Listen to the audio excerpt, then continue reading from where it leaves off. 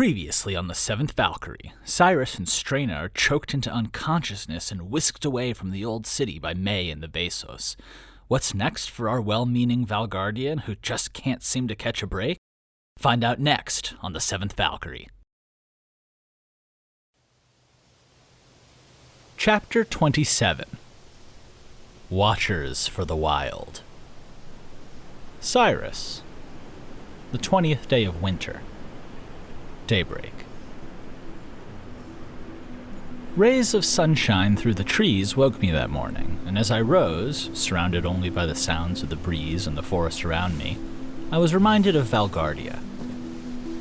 From there I lounged in bed for a while, enjoying the cozy wool blanket against the brisk winter air, and when no one came to wake me, I got up, keeping the blanket and making my way over to the window to look out. I was on the ground floor of the Wild Women's Temple, which they called the Glade, and my room looked out at the lush gardens that bloomed all around. This was a half-tamed place, one that had vastly more human touches than any part of the expanse, but still hummed with the natural vigor of life unbound in a way that things certainly didn't within the old city. Flowers and shrubs and fruiting bushes of all sorts crowded close to my dwelling, vying with outstretched leaves and petals for the sunshine and the attention of pollinators that swept across the gardens at all times of day. When I'd awoken yesterday, I'd sat inside for hours and watched bees, birds, bugs, badgers, and bare glimpses of other wildlife coming to visit and drink and dine and then move out into the forest again. This morning, I might have been inclined to do the same. Even just leaning against the window, taking in the aromas of the gardens, and watching the animals go about life, I felt at peace. And it actually seemed like the wildlife felt the same. Not long after I'd arrived at the window, a four-winged flitterjay hummed up to sample from the flowers that were growing on the windowsill. It lingered around to investigate me, flitting up until we were nearly eye to eye, zipping around me in a circuit, and then deciding that my blanket wasn't hiding any more nectar before it returned to the flowers. "Are they yummy?" I asked, as it flitted from flower to flower. It gave me a little glance at hearing me, but then finished its job and zipped back out into the wild without any further interaction. I'd spent a lot of time, maybe an embarrassing amount of time, trying to speak to animals around the glade yesterday, and my results were still inconclusive. "Yeah, well, I still think that you're an idiot, which is conclusive." C was not a fan of me chatting with caterpillars, clearly, and thought I was just wasting my time. But I figured if I could talk to people of all different languages, and I could communicate with great wolves, what was to say I couldn't communicate with other things, like flitterjays or caterpillars? It was certainly worth a shot, and I was in the right place to do it. Nisa, a wild woman who had calmed me when I first woke after the battle, had told me that the Glade was a place for study and solace for people with strong connections to the natural world. I was still figuring out what that meant, but unlike C, I was actually optimistic. This place just felt right, in a way that I hadn't felt in a long time, and once again reminded me of Valgardia. Valgardia. I held on for a moment, trying to grasp any new knowledge knocked forth about home, but like always, as soon as I tried to grab onto any wisps of thoughts or memories, they'd vanish. I was getting used to that when it came to thinking about home, so instead of sitting there straining for hours about Valgardia, which had been another part of my day yesterday, I headed over to the wash basin and cleaned up as best I could with splashes from the wintry cold water. I was amazed at how quickly I could get used to the pit's heated springs. Clean, but shivering, I dried with a scratchy woolen towel and headed over to the drawer filled with clothes, all hand-woven from wool and plant fibers. There were no animal products here. Nisa had explained at my first meal that humans could survive without relying too heavily on the death of animals, so at the Glade they made every effort to do so. Even the shoes were more like reinforced woolen socks, with some fiber woven into them that helped to provide structure and repel water and dirt. I didn't mind.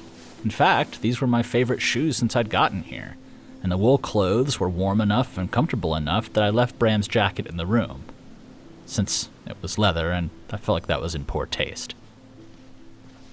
As I stepped out of the little abode that I'd been set up in, I sat down at a little bench which had been sanded down from a fallen log outside my room and faced back across the glade. Taking a moment, I glanced across the little village that seemed to be growing entirely out of the woods. The glade was sheltered by a rugged mountainside to the north and faced south. They said that on a clear day, from the top of the mountain, you could see the deep greens of the expanse, but from ground level, all you could see were the towering trees of the forest, so dense and so tall that you were always in shade except for a few hours around midday.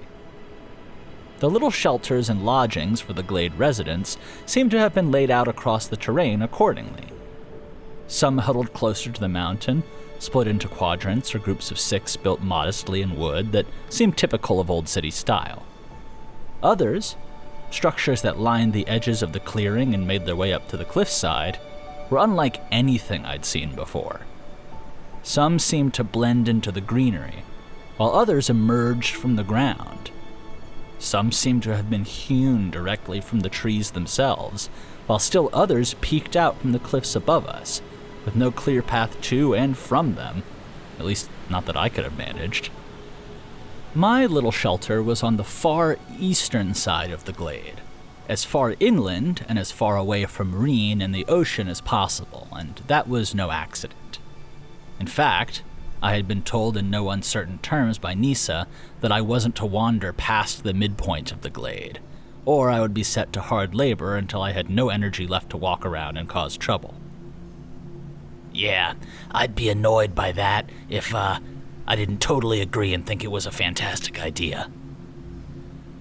To explain, shortly after May had left me in Nisa's care, I'd apparently started resonating with Strena again, and they'd needed to take me half a mile into the forest before I wasn't shooting out glowing gold light and thrashing.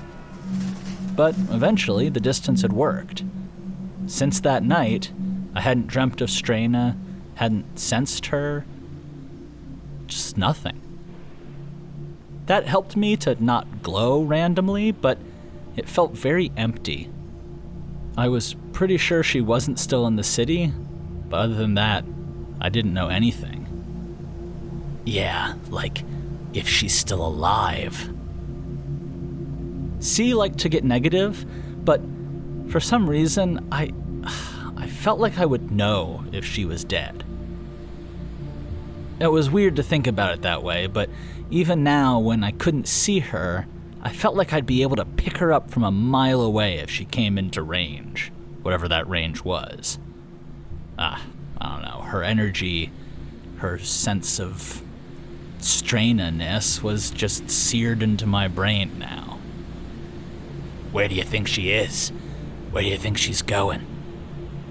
Well, I bet that old bitch May could tell you where Strena is if she ever decided you were man enough to hear it, and if she decided she was man enough to not come back here. I shushed C, but his sharp words dredged up the memories of my last moments in Reen, when I'd been reaching out for Strena, trying desperately to protect her and feeling the suffocating grasp of May's strength as she kindly and considerately choked the life out of me. I had just been totally helpless. Since then, I'd told myself all the right things, of course, that May was trustworthy and that there really hadn't been any other option for her. I told myself, come on, of course. There's no way I could have held off the strength of one of the most powerful gifted in Reen, and a great wolf on top of that. I told myself that Strena was safe, and that I had been in no danger under May's care, she just had to move quickly. And after arguing with C for long enough yesterday, I'd almost convinced myself that all of that was true, especially if I took a deep breath and just tried to be rational.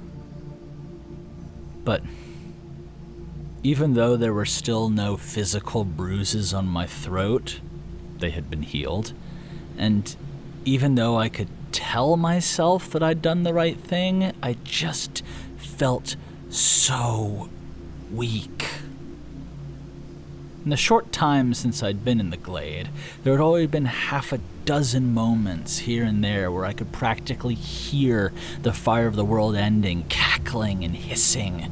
Stupid, weak, worthless, nothing, failure, pathetic, and so on and so forth, over and over and over again. And as I set off towards the center of the glade, it was really, really hard to not believe it. Want to know what happens next? Join us on Patreon to become a hero of Edera and get early access to episodes along with bonus features, director's commentary, and the full Tab to archive. You can also find other ways to support us at the links in the description, and we will see you next week.